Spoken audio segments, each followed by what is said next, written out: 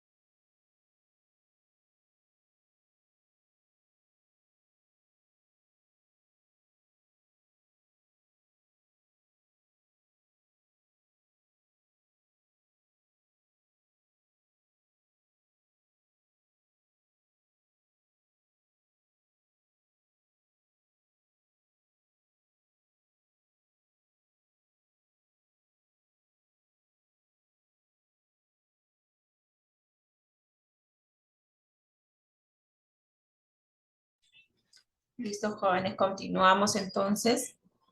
En cuanto a nivel de amputación, para poder definir el nivel de amputación, tenemos que buscar el nivel funcional más distal compatible.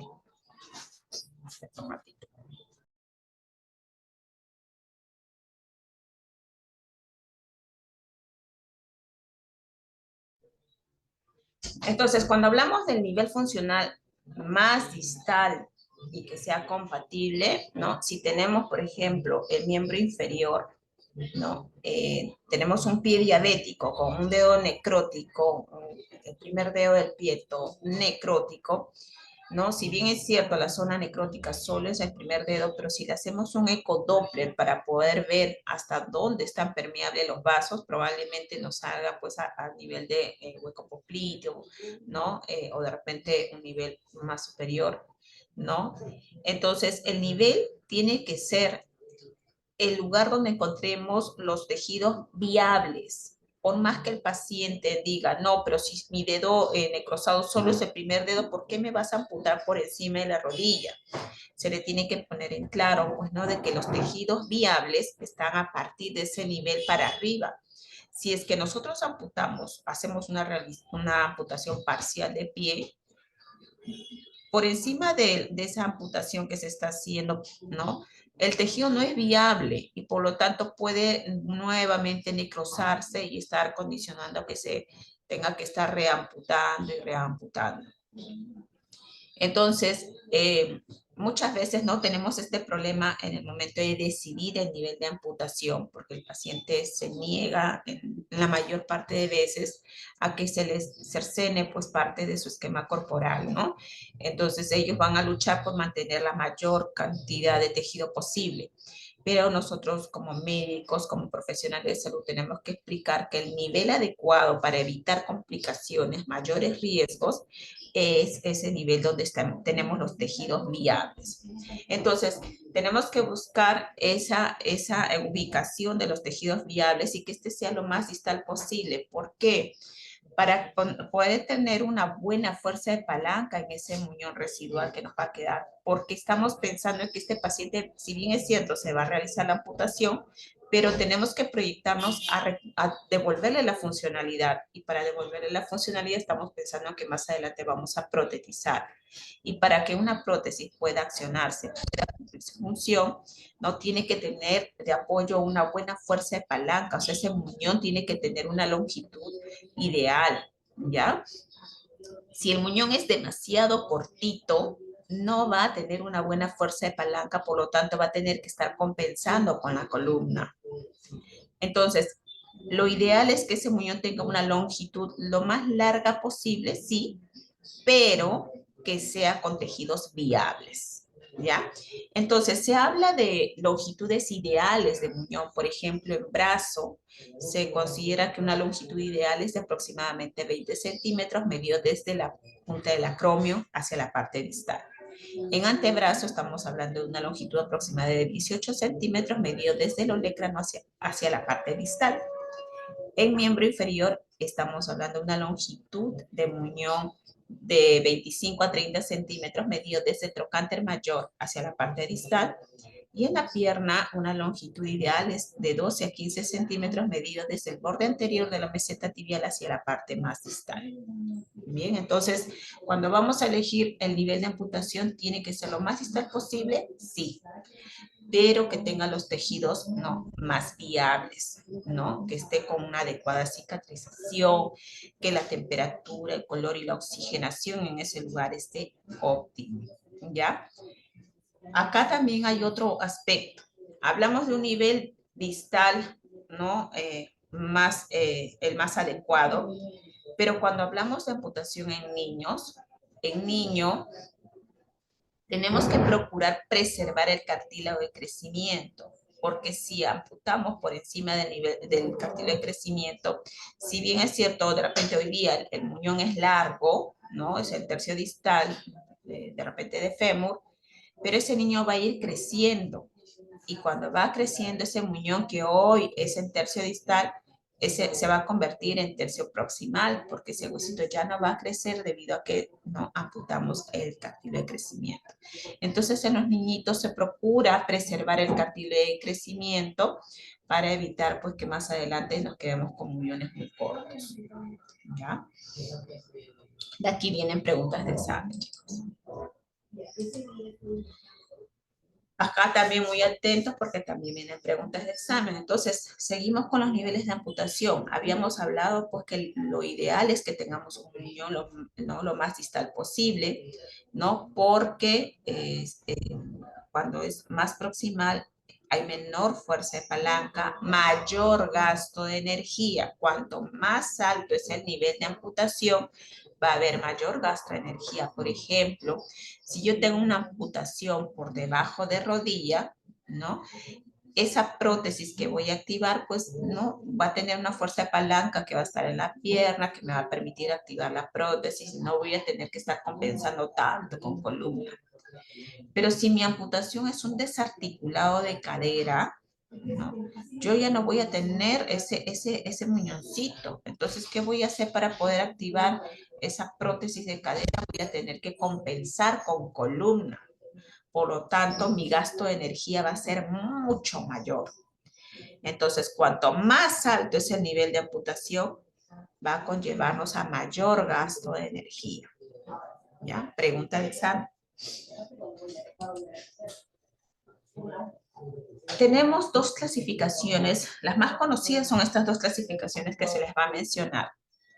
Uno es la clasificación anatómica de Oxford, que toma como referencia los relieves óseos, a los huesos en sí. Y la otra es la clasificación topográfica de Schwartz, que va a tomar como referencia a las articulaciones. Entonces, la clasificación anatómica de Oxford, por ejemplo, si vamos a hablar de una amputación a nivel de brazo, nos va a tomar como referencia el hueso del húmero. Entonces, ese húmero lo va a dividir en 3/3, ¿no? La parte más proximal va a ser el H1, la parte media H2 y la parte distal H3. Si la amputación fuera en el antebrazo, va a tomar como referencia al radio. Entonces, la parte proximal sería R1, la media R2 y la distal AR3. En miembro inferior toma como referencia al fémur y la tibia, y de la misma manera se divide en 3 segmentos. La clasificación topográfica de Schwartz va a tomar como referencia las articulaciones. Esta clasificación topográfica de Schwartz es la que más utilizamos hoy en día, puesto que es la que se ha incluido en el CIE-10. Entonces, ustedes van a ver en el CIE-10 que hablamos de una amputación por encima de rodilla, por debajo de rodilla, por encima de codo, por debajo de codo o los desarticulados. Entonces, acá hablamos, si estamos viendo una amputación del miembro superior, estamos hablando de una amputación interescapulotorácico, una amputación a nivel desarticulado de hombro. La siguiente articulación vendría a ser el codo, por lo tanto, el codo va a ser el punto de referencia y toda amputación a nivel del brazo se le va a llamar amputación por encima de codo y si es en antebrazo, por debajo de codo. Luego viene el desarticulado de muñeca y las amputaciones de mano. El miembro inferior también va a tomar como referencia primero la hemipelvectomía, luego el desarticulado de cadera, la siguiente articulación viene a ser la rodilla, por lo tanto la amputación a nivel del fémur o de muslo, vamos a denominarlo amputación por encima de rodilla, y la amputación en pierna la vamos a denominar amputación por debajo de rodilla. Luego viene el desarticulado de tobillo y las amputaciones parciales de pie. En la lámina que ustedes ven a la derecha, ¿no? Vemos un piecito, ¿no? En las cuales está descrito, pues, las amputaciones más frecuentes, por ejemplo, el desarticulado de tobillo, que es la amputación de Sain, la amputación de Chopard o amputación mediotarsiana, y la amputación del disfram, amputación tarso-metatarsiana. De aquí vienen preguntas de examen también.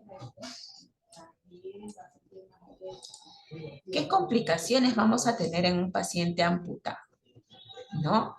Como ustedes ven allí en la foto, en la imagen, tenemos un paciente con una amputación de repente por un problema vascular, ¿no? Como una diabetes mellitus, ¿ya? Ese segmento dañado, ese segmento corporal que va a ser amputado, ¿no? Va a generar molestias como un dolor neuropático, un dolor que quema, que arde mientras que está en la zona necrosada, ¿verdad? Esa información de dolor queda almacenada en nuestro cerebro. Entonces, cuando ya al paciente se le realiza la amputación, a veces el paciente ya no tiene el segmento, ¿no?, necrosado, y se ve, ¿no? Se proyecta un espejo, de repente se proyecta, acá lo están reflejando en un papel, ¿no? Pero el paciente está haciendo sus actividades y siente que le pica o le duele el dedo, el primer dedo de la mano. Pero ese dedo está amputado, ya tiene una amputación por debajo de codo. Entonces ya no existe esa mano, está amputada, pero le sigue doliendo, ¿no? O lo sigue sintiendo, el paciente lo sigue sintiendo, sigue sintiendo la presencia de esa mano. De repente quiere coger el lápiz, quiere dibujar, ¿no? Entonces, esa sensación, ¿no? De todavía, ¿no?, de preservar ese segmento ausente se llama sensación de miembro fantasma, ¿ya? Y si esa sensación de miembro fantasma se acompaña de dolor, o sea, del dolor neuropático, ahí estamos hablando de dolor de miembro fantasma, porque hay dolor en un segmento ausente. Estas complicaciones son muy frecuentes, sobre todo en los pacientes, ¿no?, con amputaciones por diabetes mellitus. Ya la sensación del miembro fantasma o el dolor del miembro fantasma es muy frecuente en estos. En los pacientes con amputación traumática no se presenta con frecuencia. ¿Por qué? Porque ellos no han almacenado la información de un dolor crónico. Ellos tuvieron un accidente y de repente terminan amputados. En cambio, el paciente con una enfermedad crónica, sí, ¿no? Le está doliendo la zona necrótica y esa información se queda almacenada, grabada en nuestro cerebro.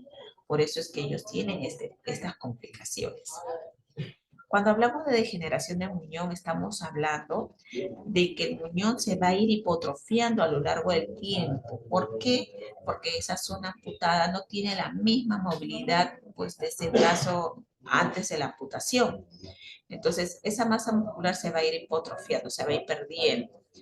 ¿Qué tenemos que hacer para poder evitar esto? Que el paciente realice actividades, ¿no? Lo ejercite para poder seguir fortaleciendo y que no se pierda la masa muscular. Las contracturas musculares muchas veces se van a presentar en los pacientes, ¿no?, post-amputados, ¿no? A veces nosotros los familiares vemos porque le duele al paciente si que estirar, ¿no? Si estamos hablando de una amputación del miembro inferior, ¿no? No queremos que mueva, que flexione la rodilla porque le va a doler y le colocamos almohaditas debajo, ¿no? Para que evite estar desplazando la rodilla. Lo que vamos a favorecer con eso es que se genere contracturas musculares, acortamientos musculares. Por el contrario, el paciente con una amputación debe tener una movilización precoz para que pueda evitar la mayor pérdida de masa muscular, para que pueda evitar, ¿no?, la pérdida de fuerza, no la pérdida de la propiocepción de la ubicación de su esquema corporal en el espacio. Los trastornos circulatorios, definitivamente, si es problema vascular el que acondiciona la amputación, ese problema circulatorio va a continuar. Los trastornos térmicos, la dehiscencia de puntos, sobre todo en los pacientes diabéticos, como les mencionaba, por el problema vascular que tienen. Infecciones, hemorragias, úlceras y neuromas son complicaciones que se van a presentar en este tipo de pacientes.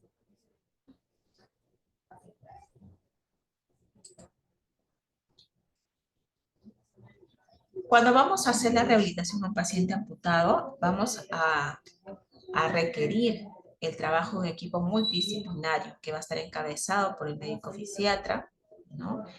Eh, Vamos a trabajar de la mano con un terapista físico que se va a encargar, pues, de la parte musculoesquelética, ¿no? Recuperar la masa, la fuerza, los rangos articulares, la propiocepción. El terapeuta ocupacional se encarga, pues, de repente evaluar y tomar las medidas antropométricas para poder confeccionar la prótesis. Se encarga de enseñarle al inicio, ¿no?, cómo se tiene que desplazar con las muletas, cómo se va a entrenar con la misma prótesis, la colocación y el retiro de la prótesis, ¿no? Él se va a encargar de evaluar todo ese aspecto. La asistente social se va a encargar pues de ver, ¿no? Si al retornar el paciente a casa contamos con todas las barreras arquitectónicas necesarias para poder facilitar la integración de nuestro paciente. Si va a regresar en silla de ruedas, pues que la silla de ruedas pueda atravesar la puerta de ingreso a casa, que pueda desplazarse con total independencia dentro de su domicilio. El área de psicología es muy importante, incluso si es un paciente con enfermedad crónica. Este psicólogo tiene que entrar a tallar desde el momento de la decisión, pues de la amputación, porque para nadie es fácil aceptar una amputación.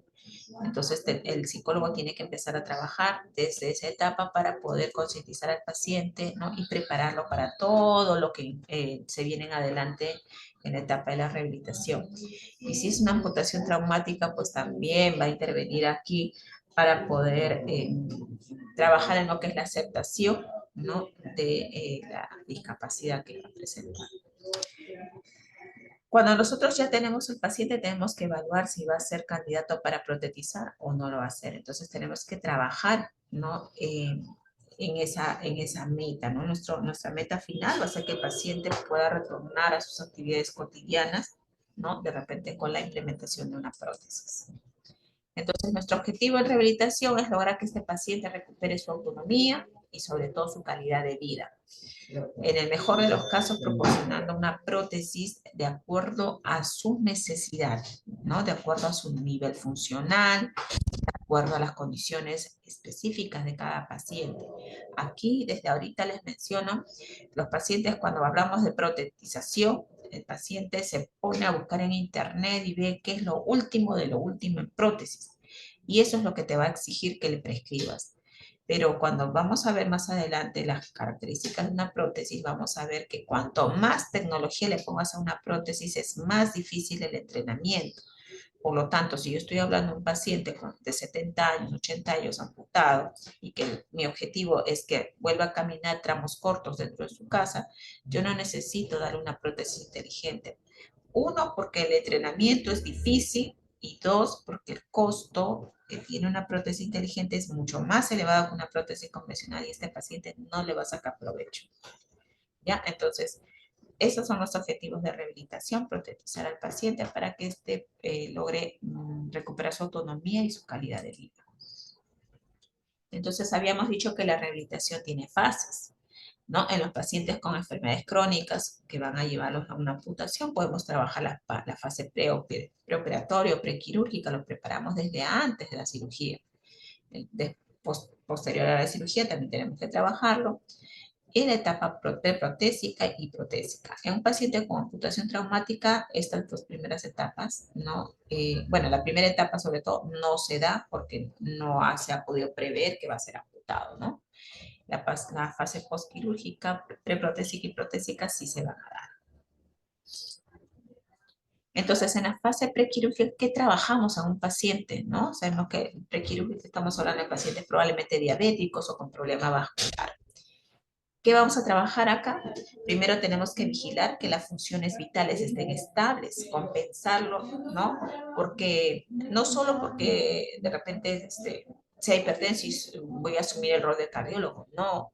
Pensando en que a este paciente lo vamos a someter a ejercicio y tiene que tener presión arterial estable, porque si yo le hago hacer ejercicio a un paciente con una presión descompensada, voy a predisponerlo a que tenga infartos o ACVs, ¿no? Entonces, primero tengo que cerciorarme que mi paciente esté con todas las funciones vitales estables.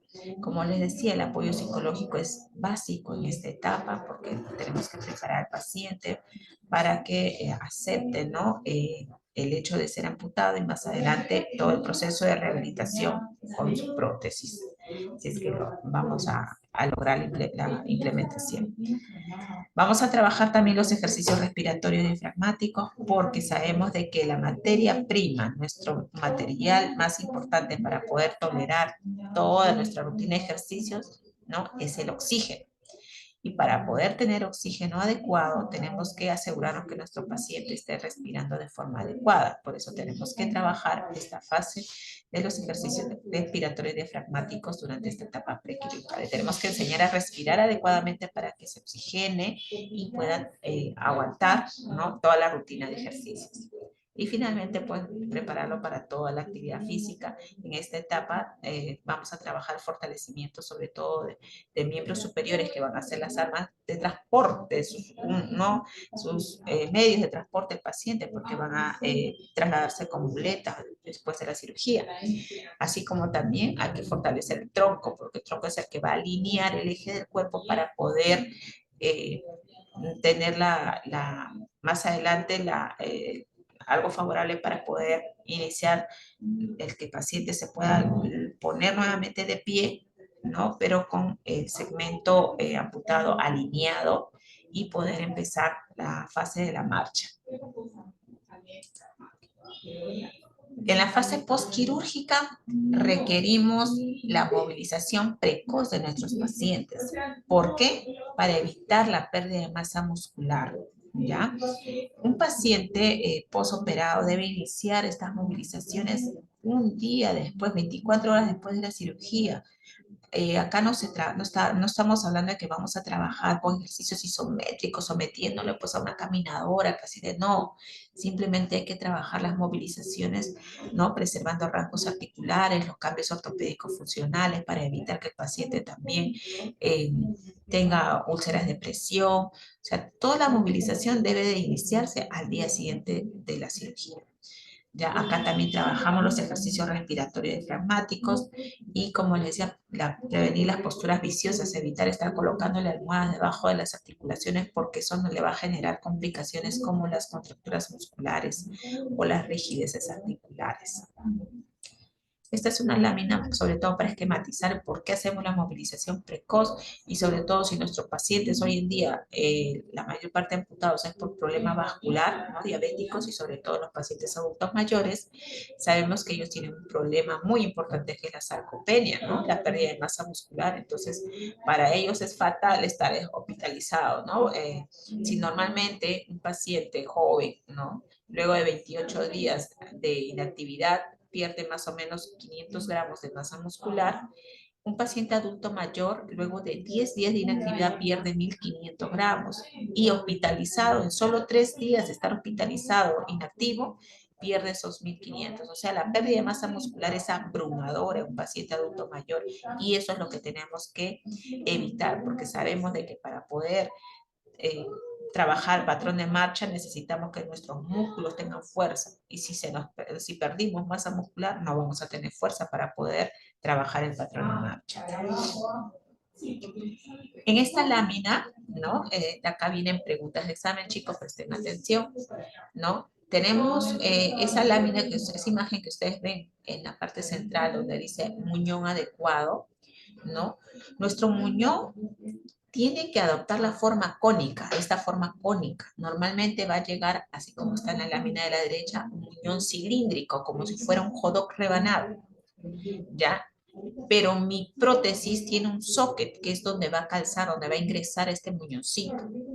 Y ese socket tiene esta forma cónica, ¿no? Entonces, si yo ingreso a un muñón cilíndrico, así como está aquí, van a haber espacios vacíos, ¿ya?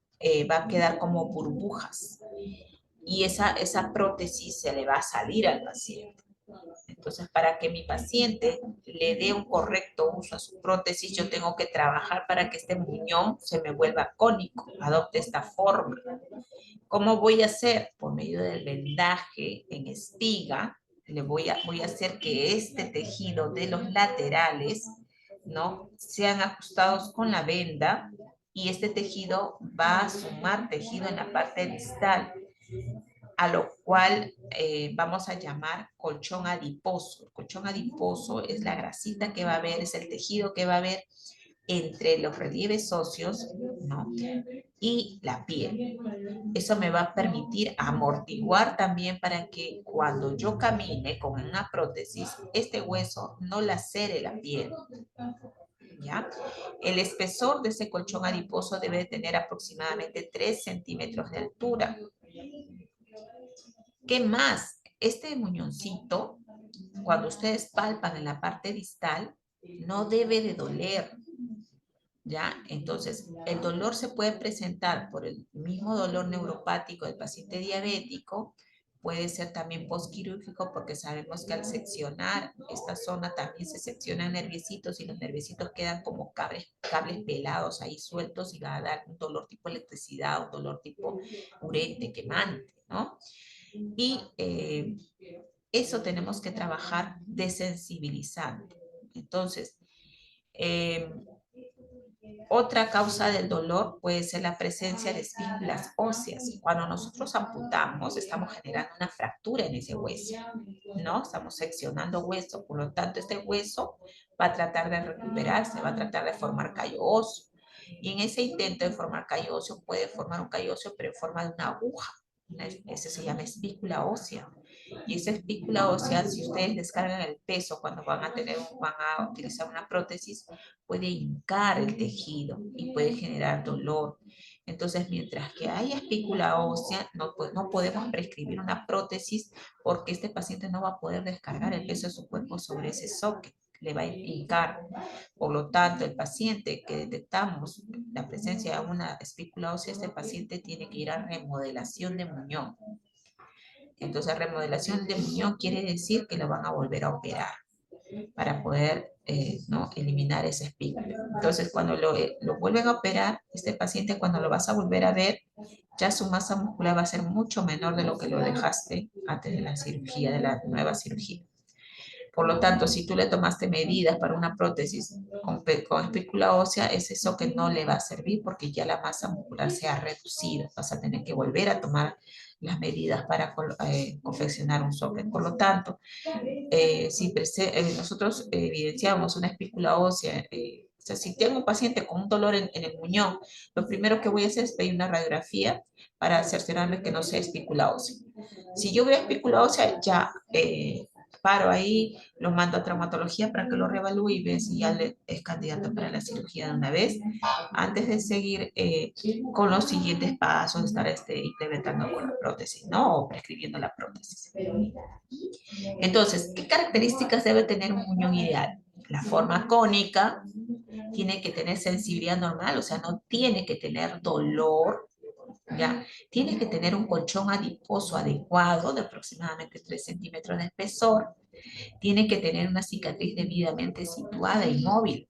La cicatriz, ¿no? En un paciente con etiología traumática, la cicatriz puede ser anterior, media o posterior. No hay problema porque no tiene problema vascular. Pero un paciente diabético, si le hacemos una cicatriz medial, a la hora de descargar el peso del cuerpo podemos generar dehiscencia de puntos. Si colocamos o tenemos una cicatriz anterior, también en esta zona hay un relieve en el socket en el que se va a tratar de pegar pues a la espina tibial de repente o por encima del cóndilo, ¿no? Para que pueda encajar la prótesis, como si fuera un ganchito, ¿no? Para que se quede en el muñón. Y ese relieve que es hacia adentro, ¿no? Un relieve interno, como un botoncito, puede lacerar también una cicatriz anterior. Por lo tanto, en un paciente diabético, la cicatriz ideal sería la cicatriz posterior, ¿ya? Entonces, preguntas de examen, ¿cuál es una característica ideal del muñón? ¿Presencia de espículas óseas? No, debe tener ausencia de espículas óseas. ¿Debe ser un muñón doloroso? No, debe tener ausencia de dolor al momento de la palpación. ¿Ya? ¿Debe ser un muñón con alodinia? No, debe tener la sensibilidad normal. ¿Ya? Entonces, de esta lámina salen preguntas de examen. Entonces, un muñón adecuado debe tener una forma cónica, debe tener piel y coloración adecuadas, tiene que tener una cicatriz, ¿no? Ubicada, ¿no? Y móvil, no tiene que haber presencia de dolor a la palpación, deberíamos de evitar la presencia del dolor de miembro fantasma. Para esto vamos a trabajar con la terapia en espejo. El balance articular, es decir, que tenemos que preservar los rangos articulares. El balance muscular tenemos que trabajar en mantener la masa muscular y recuperar la fuerza para que este muñoncito me sirva como buena fuerza de palanca para mi prótesis. Una prótesis para miembro inferior pesa aproximadamente 10 kilos. Entonces este muñón tiene que tener la fuerza como para poder levantar esos 10 kilos. ¿Ya? ¿Qué más? Ya. Entonces aquí hay unas láminas que les muestra cómo es el vendaje en espiga. Es un vendaje compresivo, el cual nos va a ayudar a evitar y disminuir el edema postquirúrgico, disminuye el dolor, favorece la circulación, así como también la cicatrización, y nos va a dar nos va a ayudar sobre todo a dar la forma cónica a este muñón cilíndrico que estamos viendo en la lámina. En esta fase postquirúrgica también habíamos dicho de que vamos a empezar a hacer los ejercicios de actividad física para poder mantener la masa muscular, los rangos articulares, ¿no? Para poder disminuir también las complicaciones, ¿no?, viciosas. Sobre todo tenemos que hacer los cambios posturales adecuados, ¿no? Disminuir los problemas o los riesgos de trombosis venosa, no trabajar la parte de los ejercicios respiratorios diafragmáticos con el fin de que más adelante mi paciente me tolere toda la rutina de ejercicios. Entonces, aquellos pacientes que van a ser candidatos para protetizar, vamos a iniciar la etapa preprotésica, ¿no? Acá. ¿Cómo vamos a empezar? Primero tenemos que cerciorarnos y seguir verificando que nuestro muñón esté yendo al camino de la forma cónica, que no tenga dolor a la hora de la palpación, que tenga su muñón, su colchón adiposo adecuado, ¿no? Y como ustedes ven, miren cómo nos llegan los muñoncitos, a veces en forma cilíndrica, como un muñón rebanado, ¿no? Un jodoncito rebanado, bulbosa, pacientes con amputaciones traumáticas, a veces se trata de salvar el tejido como sea, ¿no? Y quedan así de forma irregular, muñones hipotróficos, ¿no? Entonces, nuestro objetivo es que el muñón llegue a la forma cónica, ¿no? Por ello, se le tiene que enseñar al paciente a hacer su vendaje en espiga para que ese muñón guarde o reciba ese vendaje a fin de que se pueda adoptar la forma cónica. Se trabaja los rangos de movilidad, ¿no? La fuerza a nivel de miembros superiores, estabilizar el tronco, ¿no? Acá es importante que mi paciente trabaje tronco. Si mi paciente, vamos a ver una lámina más adelante donde les voy a mencionar. Si el paciente está con el tronco flexo, no va a poder dar pasos. Ninguno de nosotros camina pues con el tronco en flexión, ¿no? No nos permite tener un equilibrio adecuado. Trabajamos también el manejo de caídas. En esta etapa de los pacientes, tenemos que, se le tiene que entrenar a cómo debe de caer con su muleta. Y en la etapa protésica también se va a entrenar al paciente cómo debe de caer incluso con las prótesis. Acá venía lo que les mencionaba.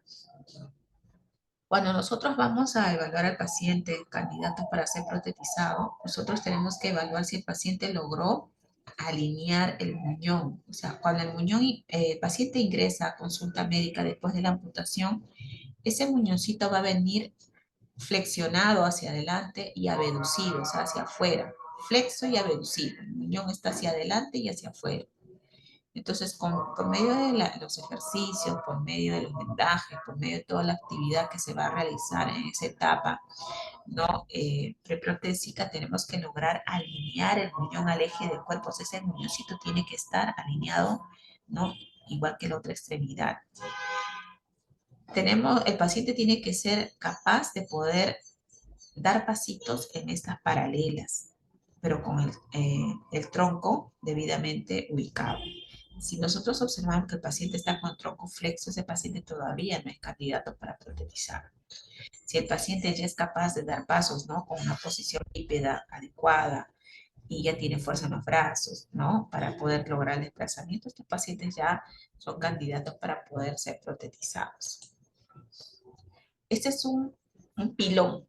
El pilón es una prótesis provisional, ¿no? Hecho a base de vendas de yeso, ¿no? Y material de madera, ¿no? Y acá tenemos una horma como la de los zapateros, ¿no? Tiene una horma que va a ser las veces de nuestro pie. Entonces, ¿para qué se utiliza este pilón? Para entrenar en el paciente cómo se va a poner de pie, para que recupere la parte de la propiocepción. Ustedes saben que el paciente amputado, si ya no camina, pierde la noción de cómo era ponerse de pie, ¿no? Entonces, para evitar que ese paciente se olvide de cómo era la posición bípeda, el equilibrio que tiene que hacer con una descarga de peso en otra extremidad, ¿no? Se le prescribe un pilón provisional hasta que pueda ser implementado con las prótesis. Y con eso tiene que entrenar también patrón de marcha para que pueda ubicar ese esquema corporal en el espacio. Acá vemos, ¿no? La pacientita que está realizando su ABD, ¿no? Con la ayuda de su piloncito. Entonces, este objetivo de la protetización provisional es con la idea de que el paciente logre la bipedestación, ¿no? Recupere lo que es la ubicación de su esquema corporal en el espacio en la posición bípeda, mejorar lo que es la coordinación y el equilibrio, iniciar lo que es la deambulación, ¿no? Recuperar su funcionalidad, así como también mejorar el trofismo del muñón, porque está trabajando ese muñoncito para poder caminar, entonces se está trabajando la fuerza. Acá vemos este pacientito que está entrenándose en desplazamiento con su pilón y con un andador. Ustedes ven que el paciente, ¿no? Todavía está con el tronco flexo, ¿ya? Entonces este paciente todavía no tiene la fuerza suficiente como para poder retirarle el andador y poder dejar que camine solo con su prótesis, ya sea provisional o definitiva. Todavía falta entrenar a este paciente. Entonces, cuando nosotros vamos a indicar ya sea una prótesis provisional o una prótesis definitiva, tenemos que tener características. Nuestro paciente tiene que tener una edad adecuada, ¿no? Tenemos que recordar que yo voy a pensar en protetizar a un paciente que antes de la amputación caminaba, para que con la prótesis recupere la funcionalidad que tenía antes de la amputación.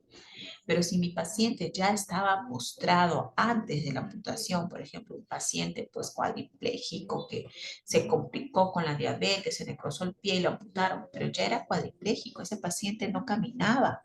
Entonces, con una prótesis no le vamos a solucionar el problema de la locomoción, ¿ya? Entonces, ese paciente no es candidato para prótesis, ¿no? Un paciente que no caminaba antes de la amputación, no vamos a solucionar el problema con la prótesis, ¿ya?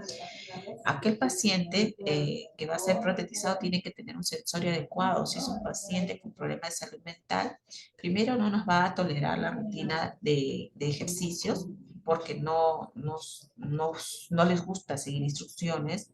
Otro que se puede compensar y con la misma prótesis puede agredir, puede golpear, ¿no? Entonces el paciente tiene que tener un sensorio adecuado, el paciente tiene que tener la intención de ser protetizado, tiene que tener la voluntad de poder trabajar en todo el proceso de la rehabilitación para que pueda lograr su meta final.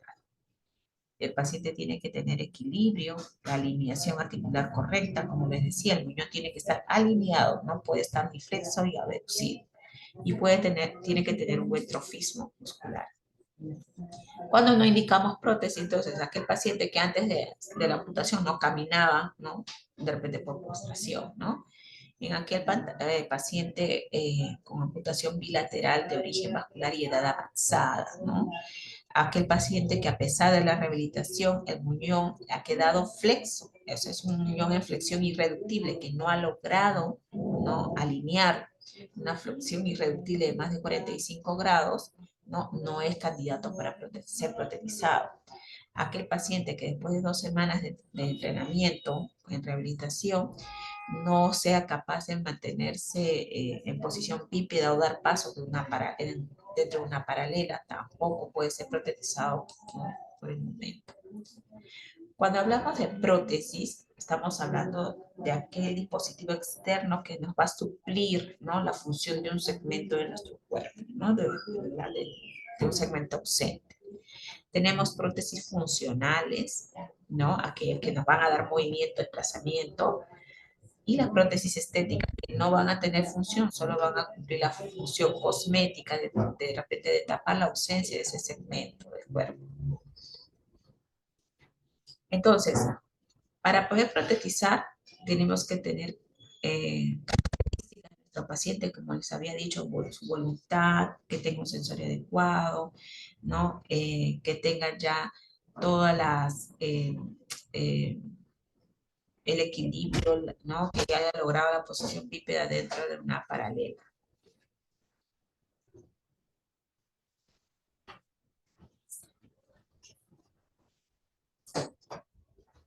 ¿Por qué hablamos acá del peso, la edad, el sexo?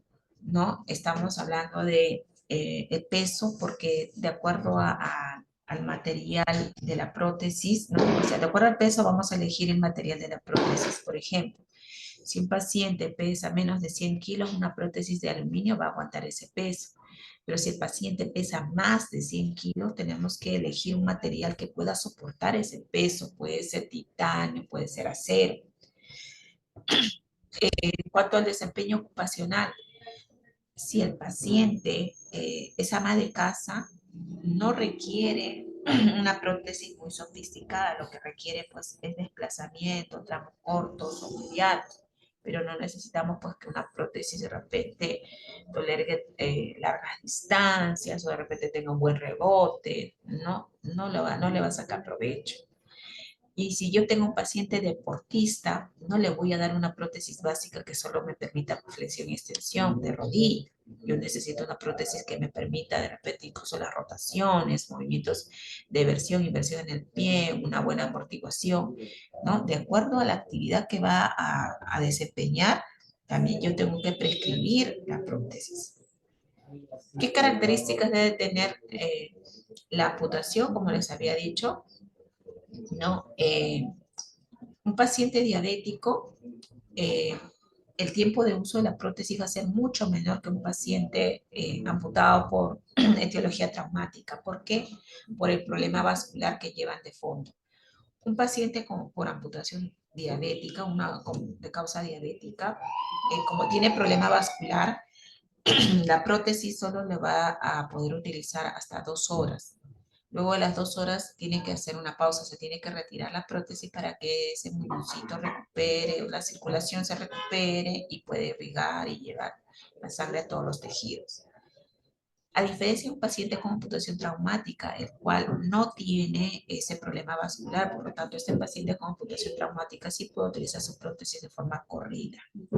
¿Ya? El paciente diabético no, porque si es que lo utiliza de forma corrida, ya se va a producir zonas de isquemia y puede generar, ¿no?, ulceraciones o de repente incluso hasta heridas infectadas o necrosis de la zona. Por ello, un paciente amputado por pie diabético tampoco pues, le vas a prescribir una prótesis de última generación al cual no le va a poder sacar provecho.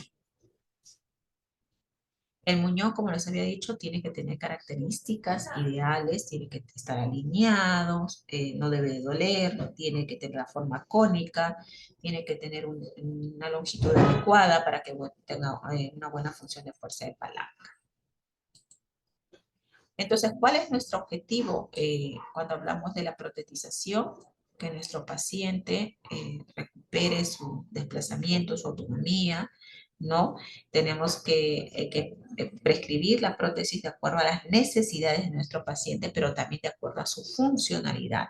No es de acuerdo a lo que la tecnología nos ofrece en el mercado, ya es de acuerdo a la funcionalidad que espero alcanzar implementándole con la prótesis, pero también tengo que ver las características de mi usuario, características de mi muñón, para ver si me va a poder responder a la prótesis que yo voy a prescribir.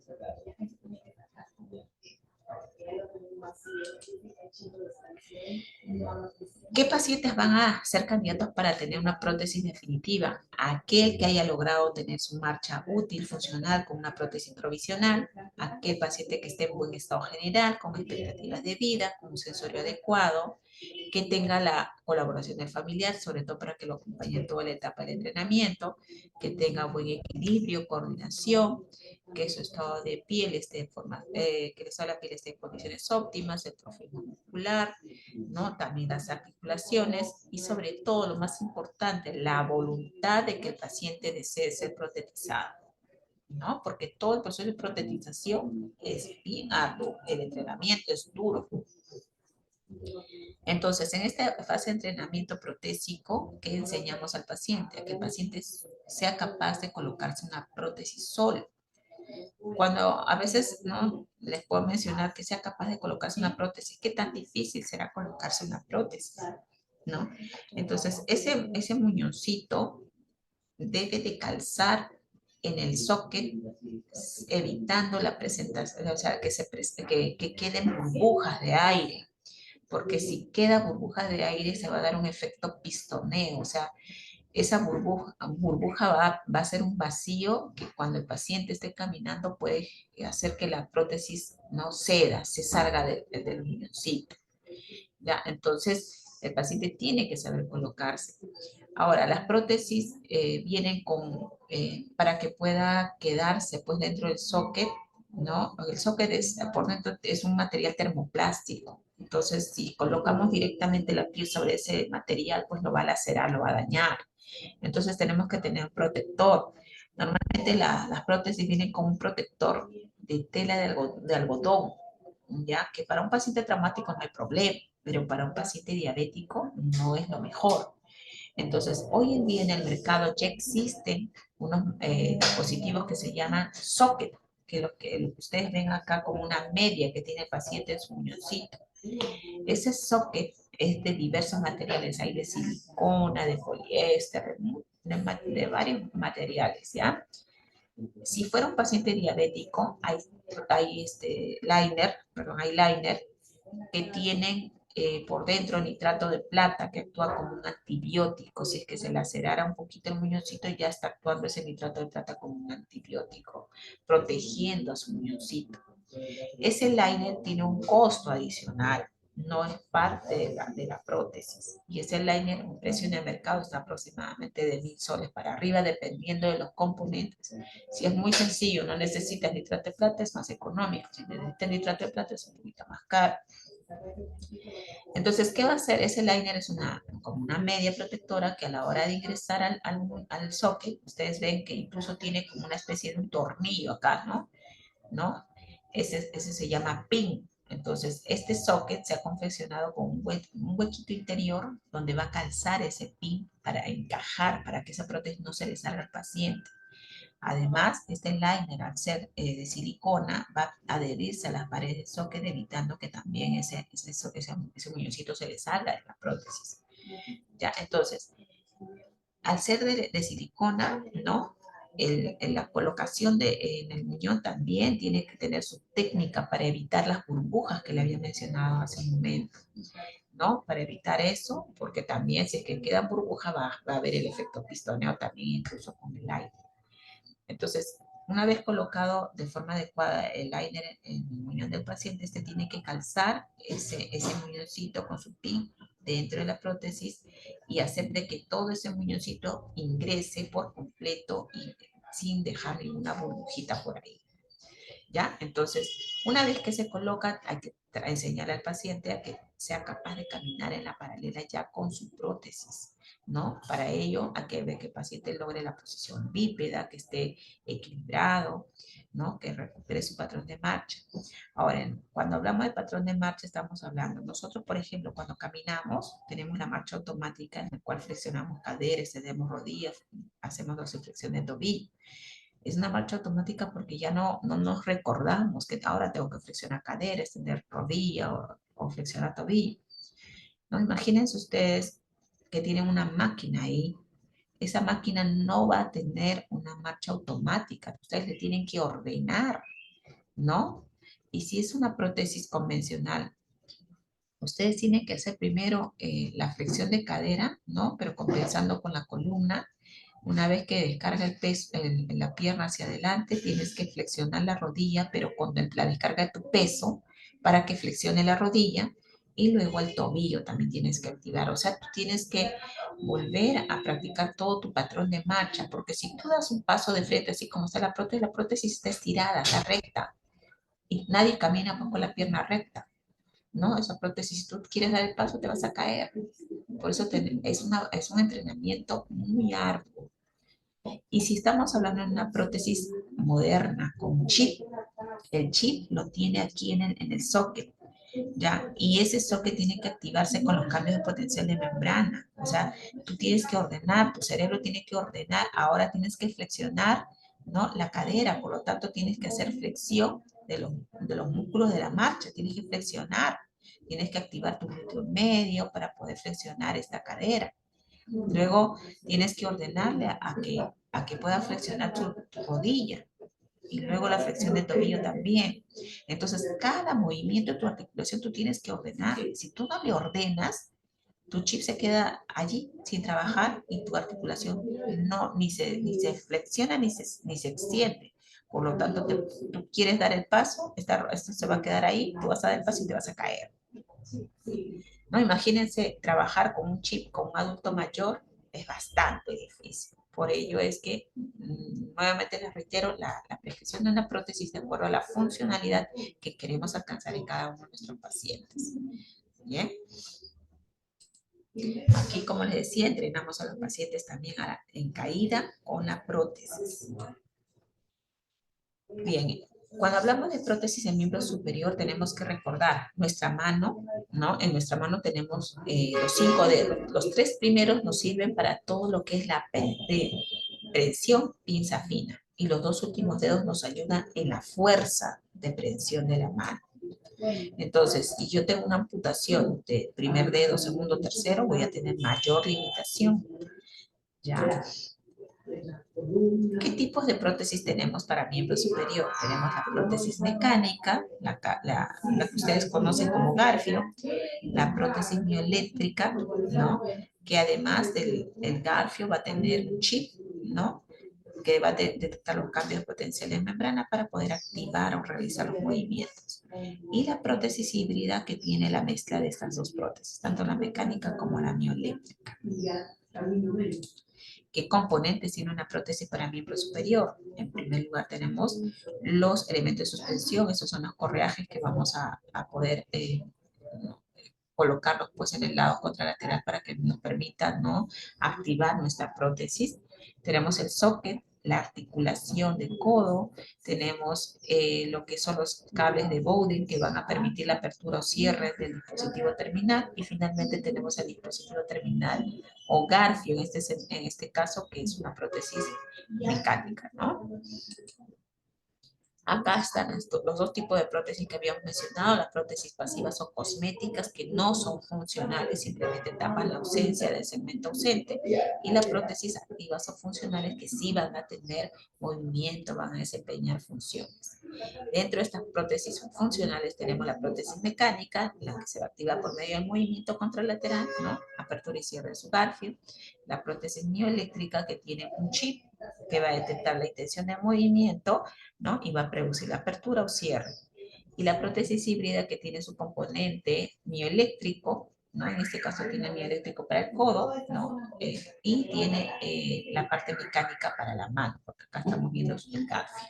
O sea, esta es una prótesis híbrida.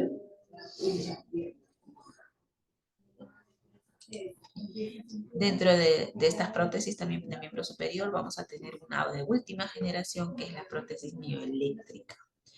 Perdón, la prótesis biónica. La prótesis biónica tiene un motor independiente para cada uno de los dedos. Tiene sensores en la yema de los dedos que va a permitir detectar la consistencia, la textura del objeto, y va a determinar qué presión requieres ejercer para poder coger ese objeto. Con este tipo de prótesis puedes hasta enhebrar el hilo en una aguja, puedes coger un huevo y no lo vas a reventar, en cambio con un garfio puede ser que lo revientes, ¿no? Entonces, esta prótesis eléctrica, perdón, biónica, ¿no? Ya le permite al paciente tener mucha más destreza, toda la función de la mano va a ser mucho más fina, ¿no? Pero los costos, ¿no? Esta prótesis por lo menos debe estar sus 80.000 a 90.000 dólares como base, ya, mientras que una prótesis mecánica, ¿no? Estará pues con buenos componentes, de repente 5.000, 6.000 soles. Ya, esa es la diferencia abismal, ¿no? Entonces, si tú eres ama de casa, ¿no? De repente necesitas simplemente coger algunos objetos, ¿no? De forma, de repente, grosera, tosca, te sirve tu garfio. Eh, si tú eres un arquitecto, ¿no? Definitivamente, pues ese garfio no te va a ayudar mucho, pero sí una prótesis biónica, ¿no? El miembro inferior tenemos que tener en cuenta la escala MOVIS. Esta escala MOVIS va a tomar en cuenta pues la movilidad, qué tanto se va a desplazar mi paciente. Por ejemplo, un K1 es aquel paciente que se va a desplazar a tramos cortos, ¿ya? Espacios cortos. Un K2 es aquel paciente que camina ya, de repente ya da la vuelta a la manzana de la casa. Un K3 es aquel paciente que trabaja, que ya sale a lugares abiertos sin restricciones. Y un K4, aquí están los pacientes deportistas y también los niños. Gran actividad, caminan en espacios abiertos sin restricciones. Les decía que tenemos que tomar en cuenta también el peso para poder elegir el material que vamos a considerar para poder confeccionar la prótesis, ¿no? Entonces, el proceso de rehabilitación de un paciente va a durar entre 1 a 3 meses, ¿no? Acompañado, como le decía, también de terapeuta físico, terapeuta ocupacional, para poder entrenar al paciente en el uso de su prótesis de forma adecuada. El muñón se va a reducir a lo largo del tiempo, ¿no? De 6 a 12 meses, ¿no? ¿Y cuándo vamos a dar de alta a un paciente? Cuando este paciente sea capaz de caminar en una paralela, ¿no? ¿No? Dentro de ella y fuera de ella con su prótesis. Además, el paciente tiene que ser independiente en la colocación y el retiro de la prótesis.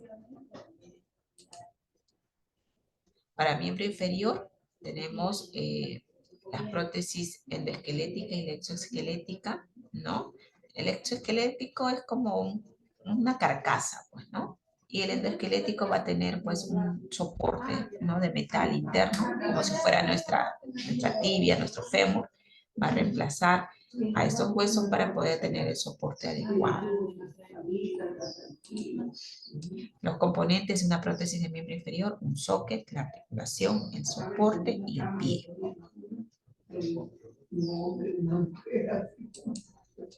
Entonces, cuando hablamos de miembro inferior, ¿no? ¿Qué es lo que más cuesta en una prótesis? Lo que más cuesta en una prótesis son las articulaciones, ¿no? Eso es lo que va a elevar el costo de una prótesis. El socket, no, el socket, simplemente el material puedes elegir para que te dé mayor confort a tu muñoncito, sí, pero lo que cuesta es la articulación. Entonces, si es un paciente amputado por encima de rodilla, va a tener que costear tanto articulación de rodilla como de tobillo. Si es una amputación por debajo de rodilla, la articulación que va a tener que reemplazar es el tobillo, ¿ya? Tobillo y pie. Entonces, cuando hablamos de rodillas, tenemos esta rodilla monocéntrica, ¿ya? La rodilla monocéntrica solo me permite hacer flexión y extensión de rodilla. Entonces, esta rodilla me va a servir para pacientes K1, que van a caminar tramos cortos. Un paciente de repente con insuficiencia renal crónica terminal, él no va a caminar mucha distancia. Entonces, me es suficiente una rodilla monocéntrica. Una rodilla policéntrica, esta rodilla permite hacer flexión, extensión y rotaciones internas y externas. O sea, gira en 4 ejes. Entonces, esta rodilla me va a servir para un K2, K3. La rodilla inteligente, esta rodilla Tiene todos los movimientos de una rodilla, casi como tu rodilla normal. ¿Ya? Esta rodilla me va a servir para los pacientes K4, ¿no? En general. En cuanto a los pies, ¿no? El pie básico o Sach es un pie que casi no tiene movimiento. A lo justo nos permite una flexión plantar de 15 grados. Prácticamente es un tobillo rígido. ¿Para qué pacientes va a ser? Para un paciente K1 que me va a trajinar tramos cortos. Un paciente K2, K3, lo ideal sería prescribir un pie articulado que ya tiene movimiento de flexión dorsal, plantar y movimiento de inversión y eversión de pie.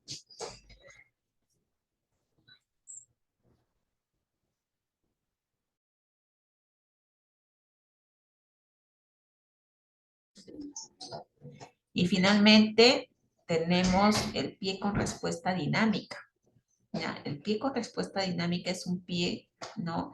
Que como ustedes ven en la parte superior, es un pie que va a tener una doble quilla. En la parte anterior tiene una división en la cual el paciente cuando camina, pisa una piedra, esa doble quilla puede separarse y puede hacer como un movimiento de ondulante, va y ven, para que el paciente no se caiga. Ya, en la parte posterior tiene el efecto, una especie de resorte que permite amortiguar el paso. Prácticamente es como si fuera nuestro talón bien amortiguadito. ¿Ya? Entonces, este piecito nos va a permitir un mejor despegue, una sensación de mayor empuje, nos va a permitir que el paciente eh, eh, libere más energía en la propulsión, en su marcha, por lo tanto va a permitir una marcha más amigable, sobre todo para aquellos pacientes que tienen gran actividad, como los deportistas o los niños.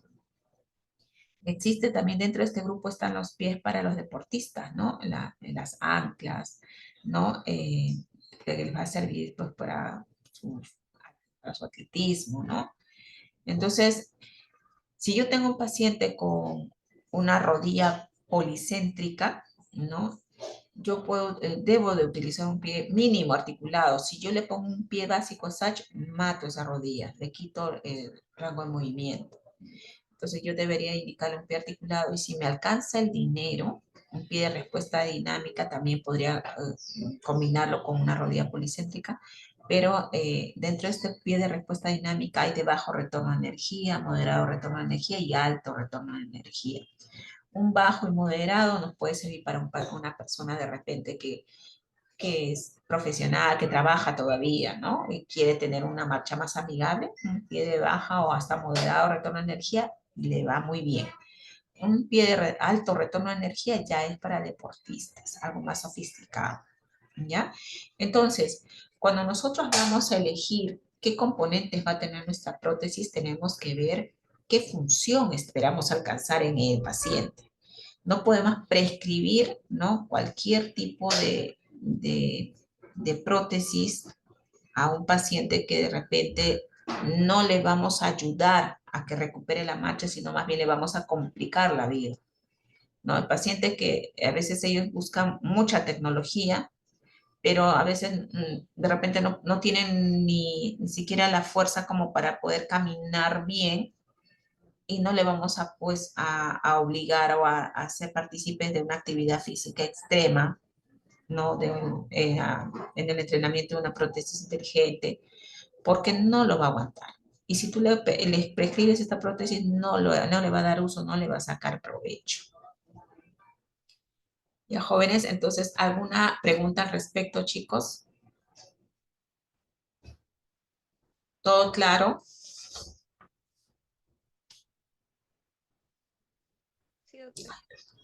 Todo claro, Sí, doctora. doctora, ha estado bien la información.